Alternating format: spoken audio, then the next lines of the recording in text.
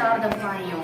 तो एक कभी गोली देते हैं, कभी वापस लेते हैं। भाई बोतल नहीं लेके आए तो दवाई है। कल परसों में आई थी तो एक बोतल देके तो उसने बोला, खवातीन लड़की ने बोला भाई बोतल नहीं लेके आई, आएगा आओ तो बोतल लेके आना। मैंने कहा सही है, मुझे पता नहीं है। मैंने कहा तो मैं एक बोतल लेके वापस गई। मेरी बहन आई, उसको एक कैप्सूल देके उन्होंने भेज दिया। एक दिन की दवाई, एक कैप्सूल ही एक दिया जी।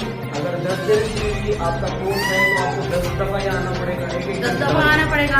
कई तो आते हैं तो वापस चले जाते हैं, डॉक्टर नहीं है, डॉक्टर नहीं है, टाइम खत्म हो गया, यही होता है। तो मैंने बोला ये तो देखो गवर्नमेंट की दवाएं आती हैं, इतनी बड़ी अस्पताल है तो दवाएं क्यों नहीं आती? कितने बेटे हैं उसको तो तनख्वाह मिलती है, फारिग बेटे रहते हैं क्या?